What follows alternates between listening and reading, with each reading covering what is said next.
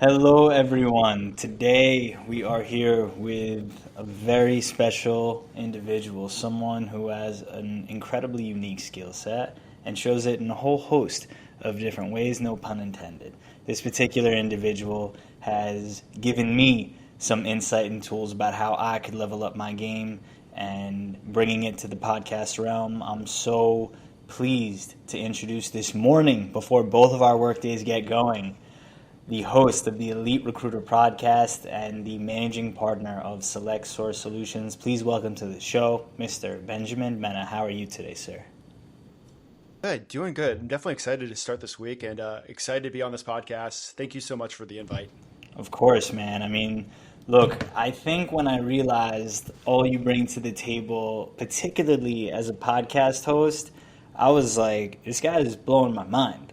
So I wanted to bring you on, talk about some of the things you've done over the course of your career that I think people can really take away some meaningful value from. Well, I'm really glad that we were able to connect talking about podcasts. And for the listeners, we actually connected talking about different like tech tools and AI tools that we can utilize because both of us have like full-time places that were our time, our income, and a podcast is kind of like something on the side. But there's a lot of cool tech tools out there that you can literally have a successful podcast like Jonathan has and really just, break it down into 2 to 3 hours a week. So you get to focus on like, your life, your family, and your work for the rest of those hours. And get ahead on all those tasks. And we're going to talk about that. So, Benjamin, you alluded to your your full-time job, and just can you please give the audience a bit of background of where it is you're coming from? So my background is recruiting. I'm literally almost 2 decades in the recruiting chair. Uh, Me and my wife, we own a company called Select Source Solutions. So we primarily focus on the recruiting space within what we call GovCon. And GovCon stands for government contracting. So think of the CIA, think of the NSA, think of NOAA, all those different organizations rely on large scale government contractors. And many of those contractors have what we call security clearances, and they're tough to find. So it's our job is to help those companies find the people to help support missions that impact national security, impact like weather, impact climate change, and so many different things. And in terms of how many hours a week you're dedicating to your full-time job and everything that you're up to now, how do you compartmentalize and handle your full-time responsibilities while also managing the podcast? So I will say that for a long time was a bit of a struggle just because podcasting is hard. I love podcasting. Podcasting is great, but podcasting can be tough without some of these tech tools. So like a lot of it's really just down to time blocking, calendar management.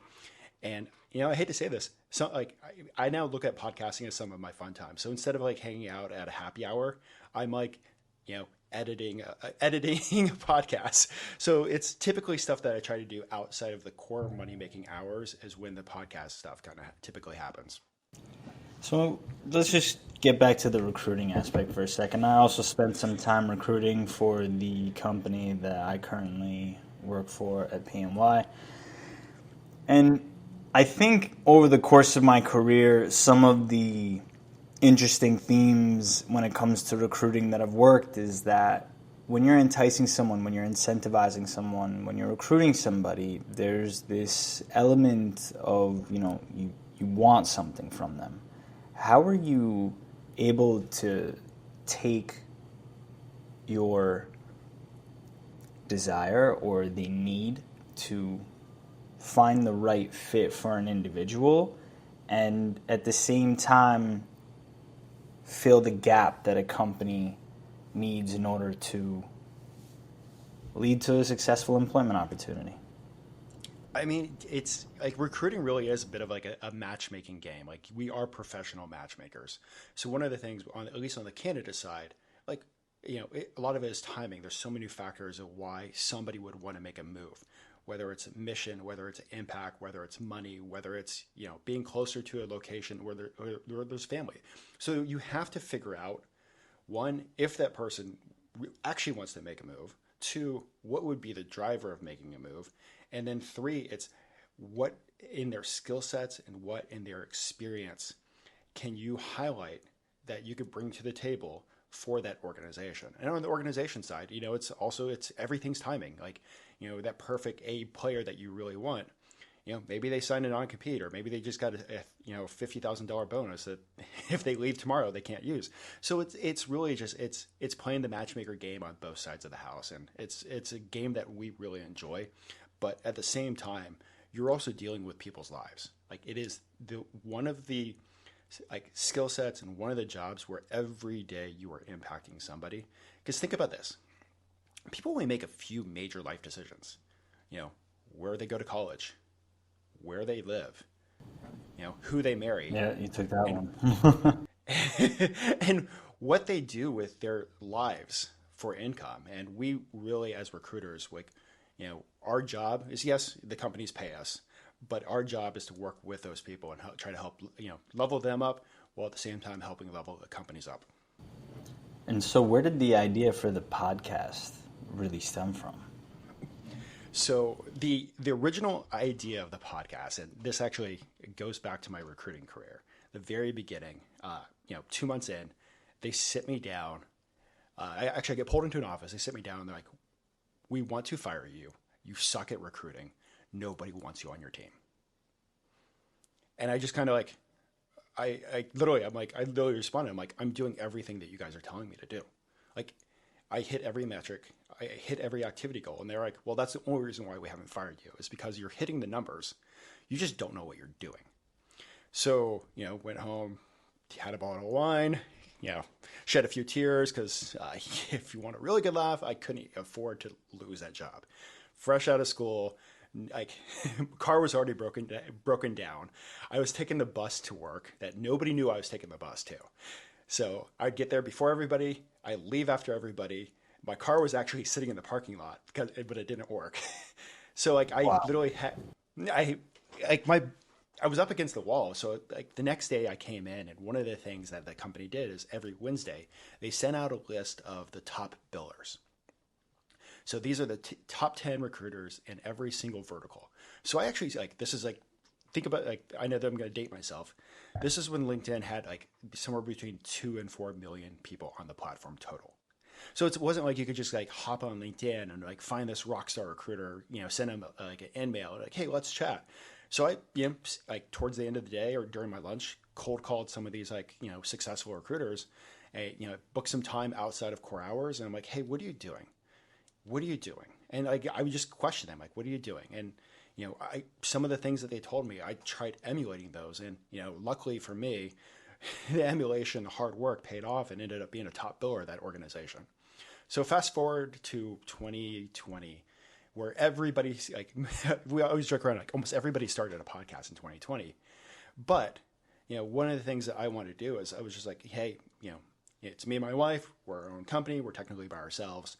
I love to chat with other recruiters and help share those stories of the ups and the downs, like the things that they figured out and some of the keys to success that they have." And that's really where the Elite Recruiter podcast came from. That's a crazy story. I mean, like, you took your experiences and then you parlayed it into a podcast where you're still doing the same things that you were doing when you were initially trying to figure out how to up your game.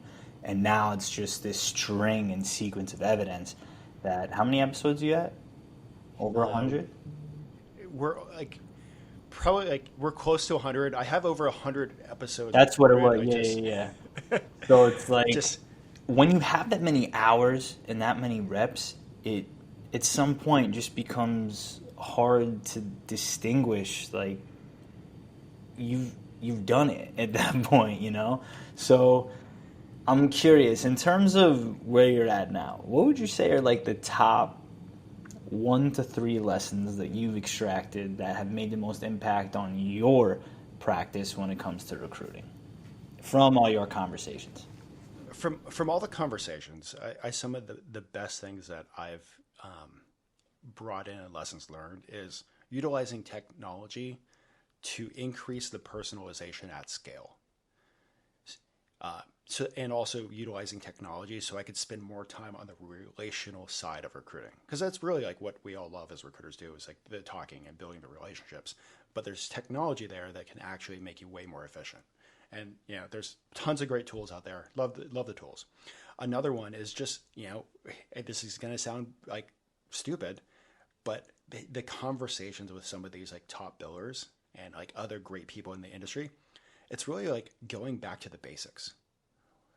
Like the foundational basics of recruiting, you like are always going to be the same, and you have to put in those day-to-day foundational blocks and day-to-day work to see the success. It's so easy to get caught up on, the silver bullet, or this thing's going to save the day, or this thing's somehow going to increase billings by extra 100,000. But you can get that. You look at your tracking, and by the end of the week, you're like, wait, I didn't do what I needed to do on the BD side. I didn't do what I need to do on the candidate side. So really just going back to the basics.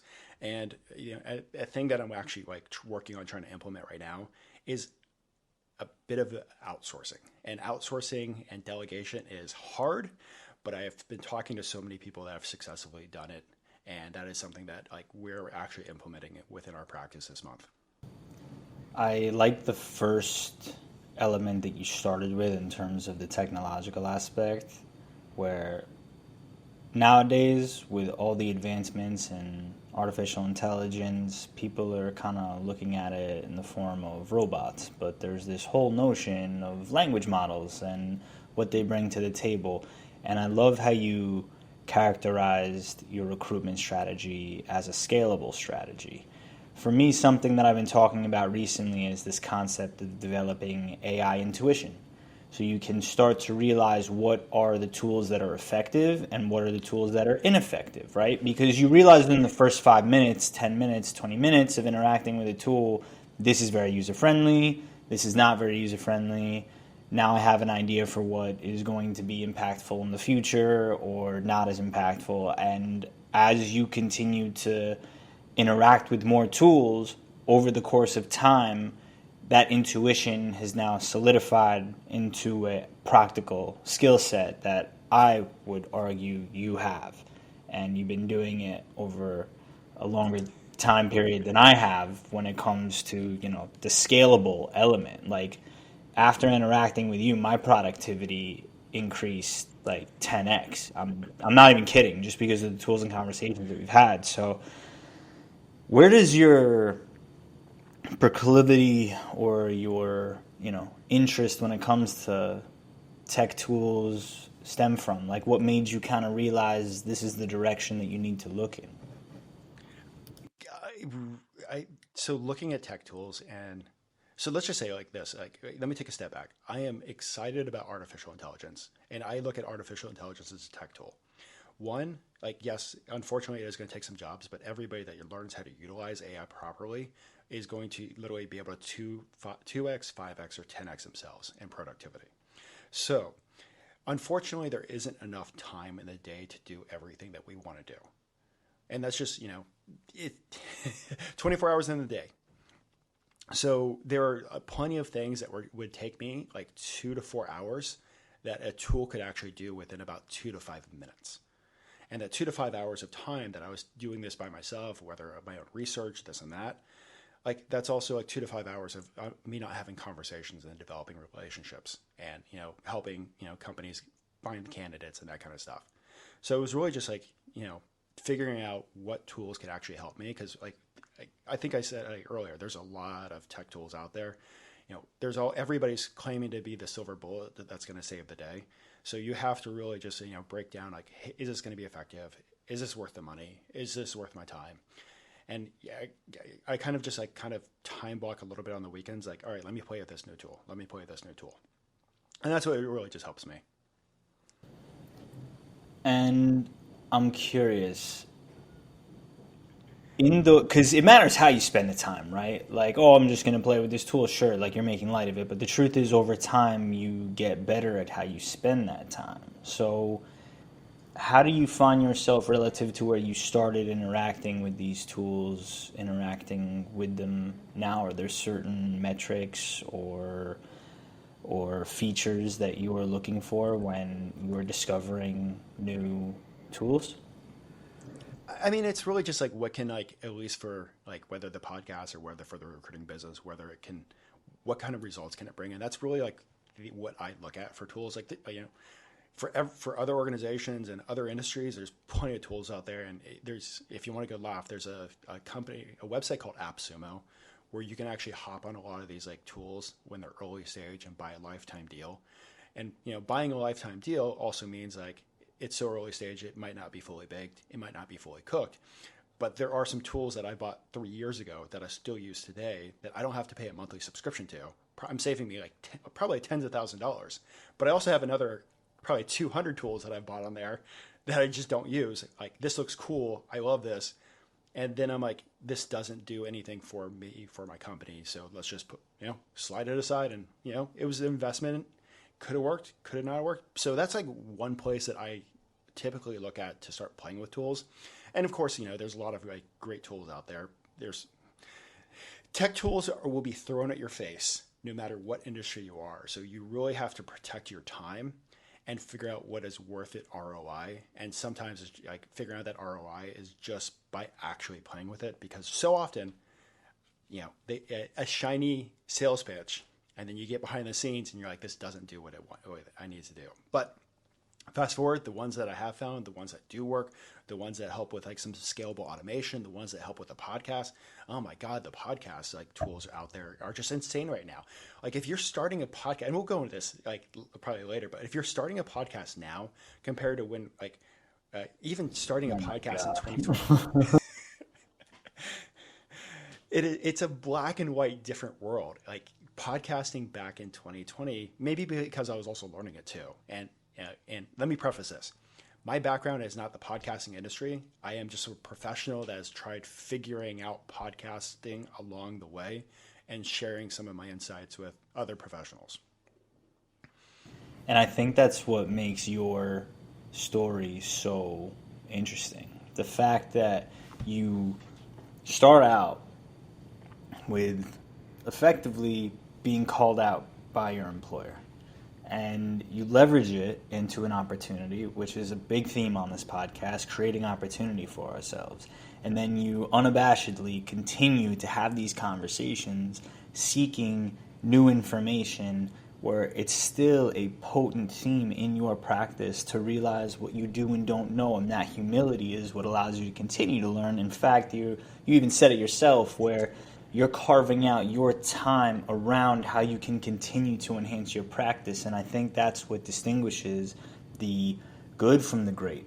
And over the course of time, it's, I've alluded to it a few times in this podcast, like when it comes to Kobe Bryant, he was always talking about how his talent was one thing, right? But if you listen to him in any of his interviews and he talks about his practice, he had 2 to 4 sessions while his opponents had 1 session over the course of time he had those 4 sessions. So those 3 additional sessions before the game, over the course of a year, over the course of a career, they add up.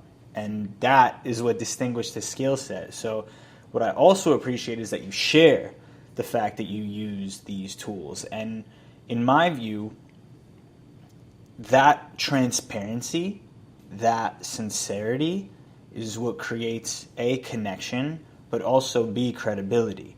Because you're talking about it relative to where you were, to how you are, and then continuing to use these tools to show how you can elevate, where you're like, hey, podcasting now is different than it was then.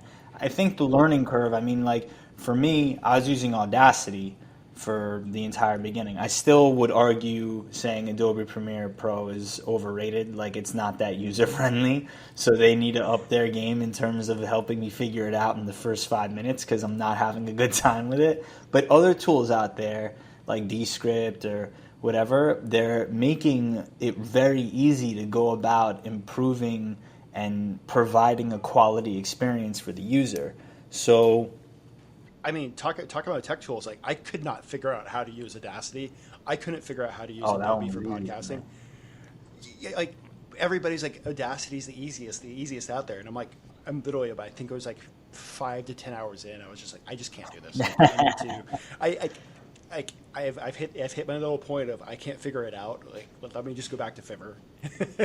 I would still say that audio engineering is very difficult. Like that's not something I've picked up through Audacity. I think simply like cutting and editing and figuring out how to use like something like clean voice or getting rid of the oohs, ahs, and ums and figuring out how to optimize the experience. But then also when you listen to top podcasts, there's that sincerity or authenticity where the oohs, ahs, and ums are part of the conversation. So it's almost like, what do you do even anymore? Like when I first started, I was editing out every and now it's like I think I kind of want to leave them in.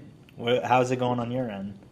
So if you want to, like, I use a editing platform called a script where it literally transcribes it like the podcast like a Word document. So if you want to delete something, it's like deleting. Like I say the words a ton during my podcast. So I literally like highlight hit the delete button, and it's actually gone from the audio and the video recording. So that's what I personally use. They actually have a cool thing where it's like it auto deletes the filler words, but here's the problem. If I talk fast or my guest talks fast, it deletes the word that fills into the next one. So like, Yep.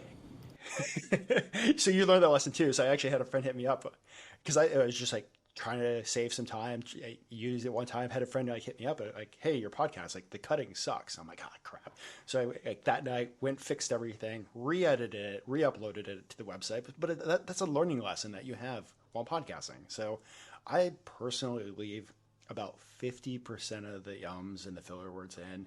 It really just goes with like the flow of the conversation, or if it's like or a filler word that has like a long pause, I definitely edit those out. But if it's like kind of bleeding in with a word, I'd say about 50-50. What do you think about the future of podcasting? Where is it going? What is it? How are people monetizing it? Is it a business? Is it something people can build businesses on the back of? What's your take? So my take is, and let me just I'll be transparent with this. Like we've had some people that have wanted to sponsor the podcast. We have not picked up any sponsors yet. So we have not monetized the podcast, even like looking at 100 episodes in. It's something that's on our roadmap. But, at the same time, here's the thing. I now have almost 100 episodes of content. And the content creates the authority in the space. And a lot of my clients, even though like they're not seeing like me highlighted in the stuff, and like one of the goals of my podcast is like my guest is always the star, but they're seeing the stuff that I share, they're seeing the conversations I'm having with those guests, and those clients on the recruiting side that see the omnipresent of me on LinkedIn and other platforms from the content created on the podcast has solidified us as experts within the space. And that has created financial rewards for us. I love the foresight that you have. I also, again, I'll allude to the humility. I think that your perspective about how to add value to your audience is what distinguishes your perspective.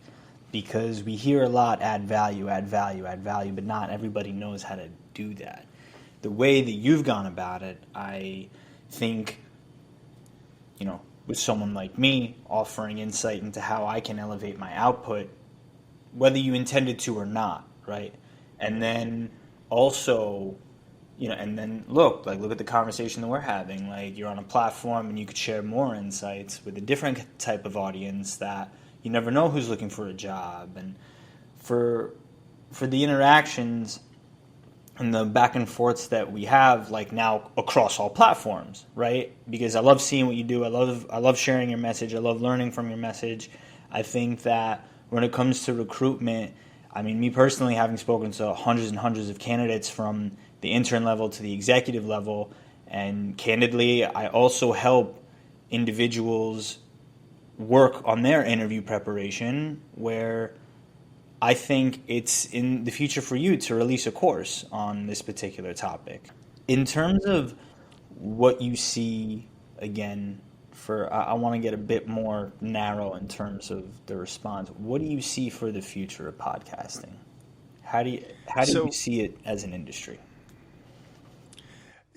and let me just like, as an industry, I don't know, but as a personalized scale, I honestly believe almost every individual out there should utilize tech tools to actually start a podcast for themselves. Because here's the thing, like we're coming 2023 through 2025 is going to be really the time in the era of the content creator, and the content creator is actually going to be the expert in the space.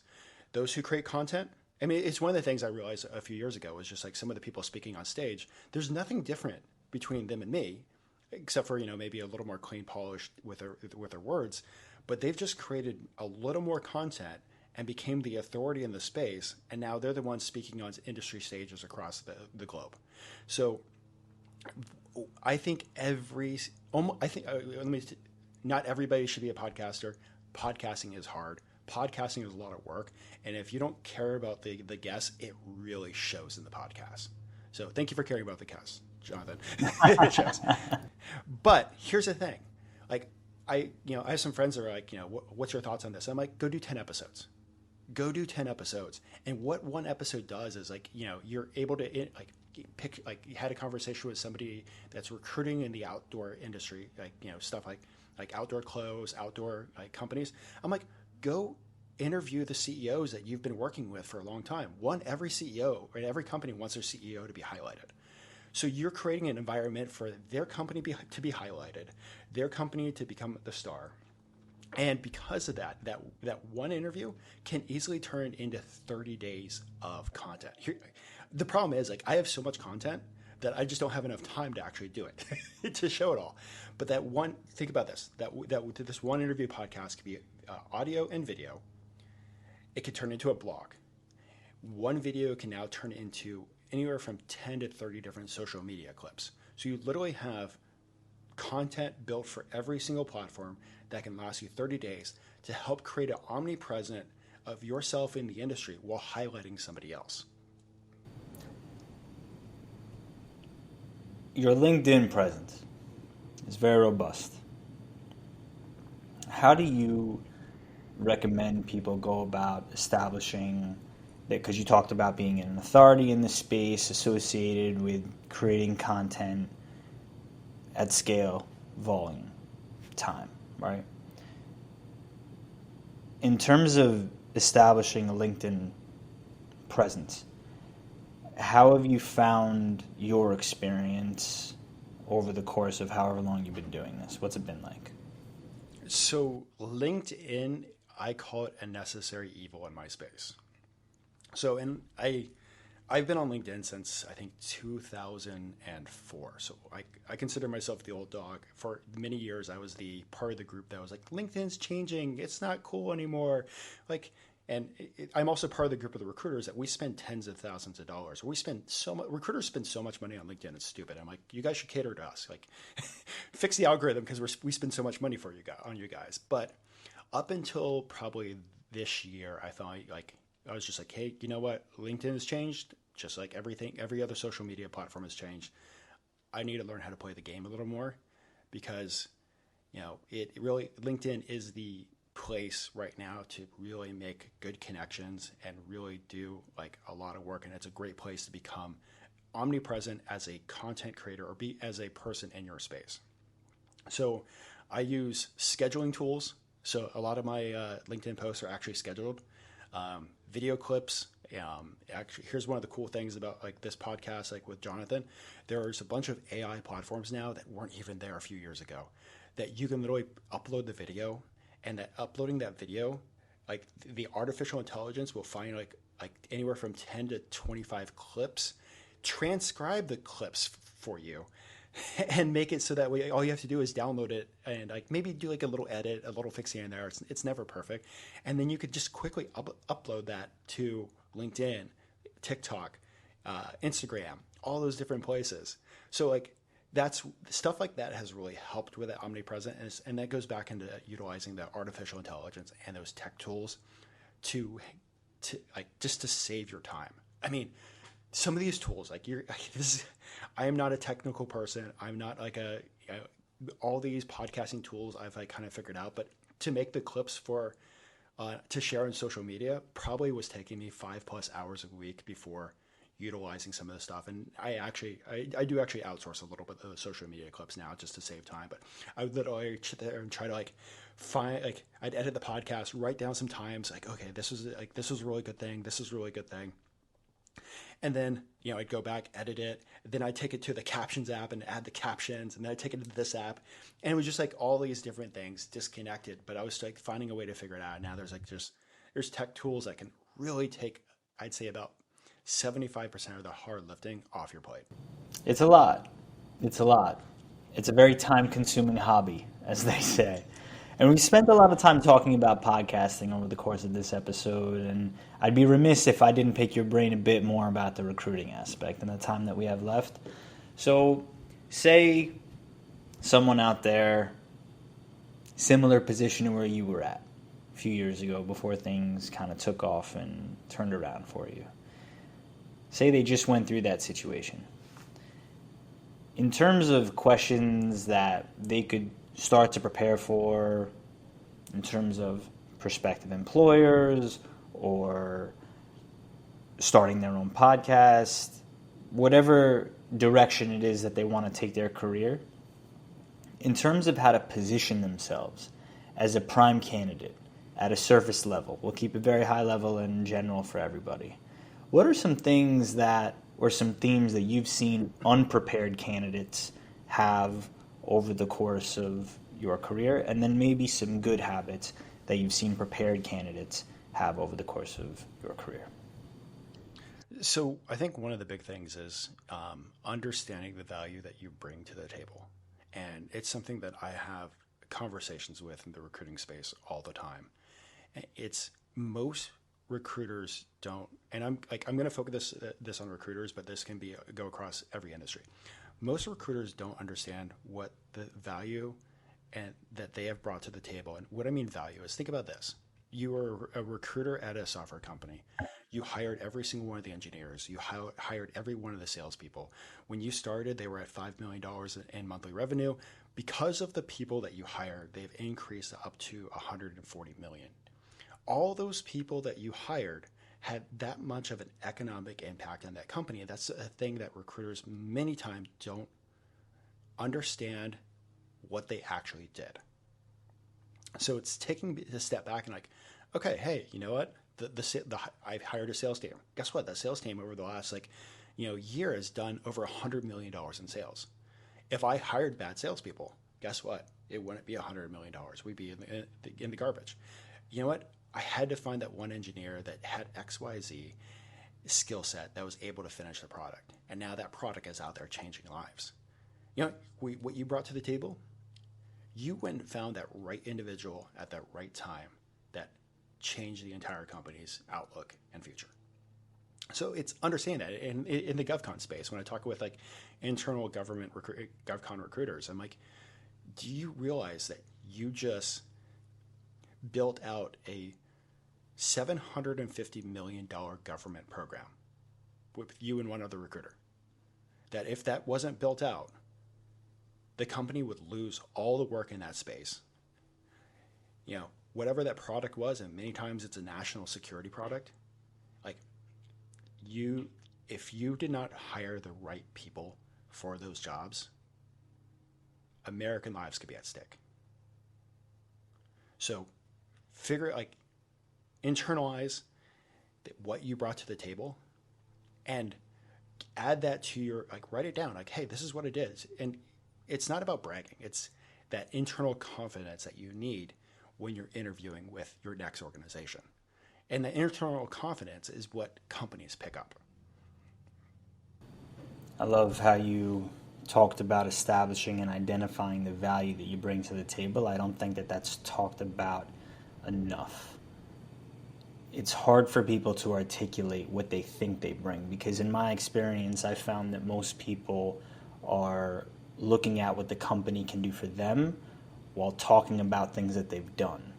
And that just doesn't work. I think there needs to be more alignment in what the skill set is, compounded by what the company's mission is, and how, like you were talking about earlier, just matchmaking and finding that right blend.